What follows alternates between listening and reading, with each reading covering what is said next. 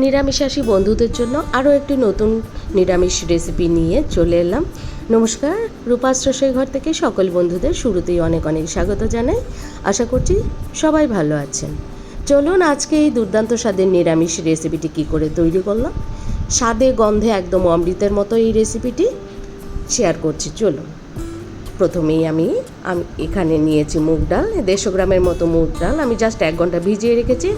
মুগ ডালটা আরেকটু বেশি ভেজালে ভালো ছিল, আপনারা আগের দিন রাতেও ভিজিয়ে রাখতে পারেন। নিয়েছি 1 লিটার দুধের ছানা। এই ছানাটা আমি ঘরেই তৈরি করে নিয়েছি।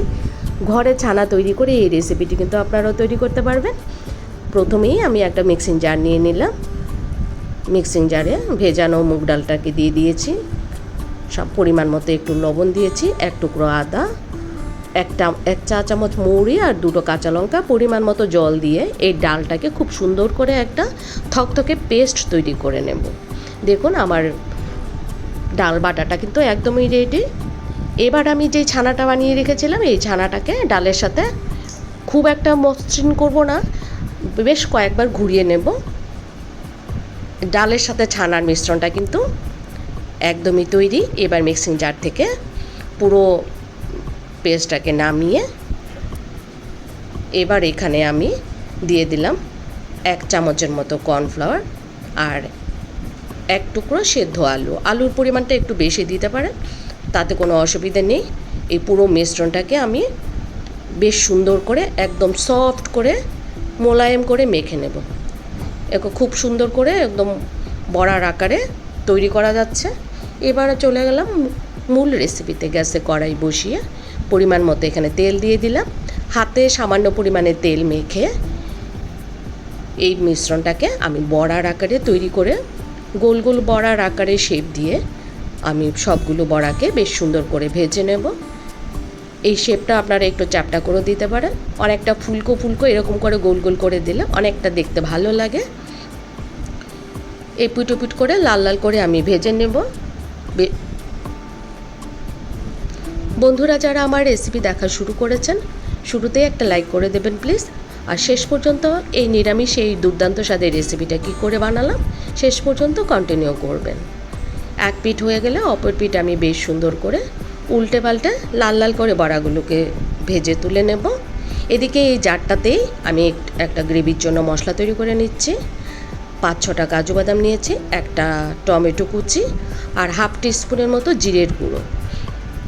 এই মশলাটা আমি গ্রেভির জন্য ব্যবহার করব। এটাকে খুব সুন্দর করে একটা জল জল করে পেস্ট তৈরি করে রাখলাম। এদিকে আমার বড়াগুলো কিন্তু বেশ সুন্দর করে ভাজা হয়ে গেছে, বেশ ফুলকো ফুলকো। ছানার ডালের মিশ্রণে আর ওই মশলাটা যেটা দিয়েছিলাম মৌরি, আদা, কাঁচা লঙ্কার খুব সুন্দর একটা ফ্লেভারে এই বড়াগুলো কিন্তু গন্ধটাই দুর্দান্ত লাগছে, একদমই সফট হয়েছে।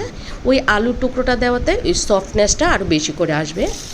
এবার 1 টেবিল চামচ আমি তেল যোগ করে দিয়ে আবারও আমি এখানে 2টো সেদ্ধ করা আলু, লবণ জলে সেদ্ধ করা আলুকে সামান্য পরিমাণে নুন আর হলুদ দিয়ে একদমই লাল লাল করে ভেজে নেব। পুরো রেসিপিটা তৈরি করার জন্য এই আলুটাই যথেষ্ট। যেহেতু ভাজা আলু সেদ্ধ করা আলু ভাজতে একদমই সময় লাগেনি, একদম লাল লাল করে নামিয়ে নিলাম। আরও 1 টেবিল চামচ সাদা তেল যোগ করে দিয়েছি। এবার ফোড়নে দেব 2টো শুকনো লঙ্কা ছোটো কুচি করে দিয়ে দিয়েছি আর 5 ফোড়ন। ফোড়নটা খুব সুন্দর করে ফুটে উঠলে খুব সুন্দর একটা ফ্লেভার বেরোলে আমি 1 টিস্পুন আদা বাটা যোগ করে দিলাম। আদা বাটাটা দিয়ে এবার আমি গুঁড়ো মশলাগুলো যোগ করে দিচ্ছি। পরিমাণ মতো হলুদ গুঁড়ো, লাল লঙ্কার গুঁড়ো, বেশ অল্প পরিমাণে লাল লঙ্কার গুঁড়ো দিলাম, ঝাল লঙ্কার গুঁড়ো, সামান্য সামান্য ধনে জিরে গুঁড়ো, ব্যাস। সামান্য পরিমাণে জল দিয়ে শুকনো মশলাটাকে বেশ সুন্দর করে কষিয়ে আগে থেকে বেটে রাখা কাজু বাদাম, জিরে আর টমেটোর পেস্টটাকে দিয়ে দিলাম। মিক্সিং জারটাকে ধুয়ে আরও একটু পরিমাণে জল দিয়ে পরিমাণ মতো স্বাদ মতো এখানে নুন যোগ করে দিয়েছি। এবার মশলাটাকে তেল ছাড়া পর্যন্ত আমি কষিয়ে নেব। বন্ধুরা যারা আমার রেসিপি দেখা শুরু করেছেন, যদি নতুন বন্ধু হয়ে থাকেন চ্যানেলটাকে সাবস্ক্রাইব করতে পারেন নতুন নতুন রেসিপি দেখার জন্য। মশলাটা খুব সুন্দর করে কষে গেছে। এখানে আমি ঝোলের জন্য পরিমাণ মতো টকবগে ফোটানো গরম জল যোগ করে দিয়েছি।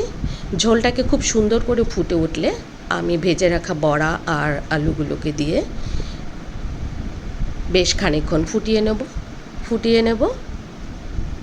বন্ধুরা যারা মুগ ডাল আর ছানা দিয়ে এরকম বড়ার তরকারি তৈরি করেননি, আমার রেসিপি ফলো করে অবশ্যই একবার কিন্তু ট্রাই করতে পারেন। নিরামিষের দিনে এরকম একটা বড়া রেসিপি থাকলে কিন্তু ভাত, রুটি, পরোটা যে কোনো কিছুর সাথে কিন্তু একদমই দুর্দান্ত লাগে।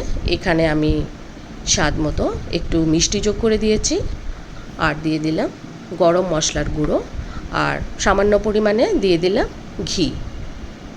পুরো মিশ্রণটাকে একসাথে মিশিয়ে একটু ফুটে উঠলে আমি রেসিপিটা নামিয়ে পরিবেশন করে দেব। বন্ধুরা যারা আমার রেসিপি দেখছিলেন এতক্ষণ, যদি ভালো লেগে থাকে অবশ্যই একটা কমেন্ট করে জানাবেন রেসিপিটা কেমন লাগলো, কারণ আপনাদের ভালো ভালো কমেন্টস আমাকে রেসিপি তৈরি করতে উৎসাহ যোগায়। আমার রেসিপি কিন্তু দুর্দান্ত হয়েছিল। আপনারাও একবার বাড়িতে বানিয়ে ফ্যামিলির সাথে শেয়ার করুন।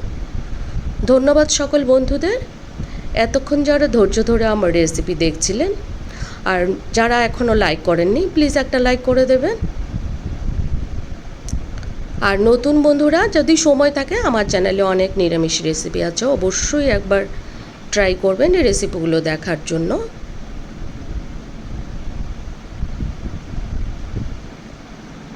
সবাইকে অসংখ্য ধন্যবাদ জানাই। সবাই ভালো থাকবেন, সুস্থ থাকবেন। তাহলে পরবর্তী রেসিপি দেখার আমন্ত্রণ রইল।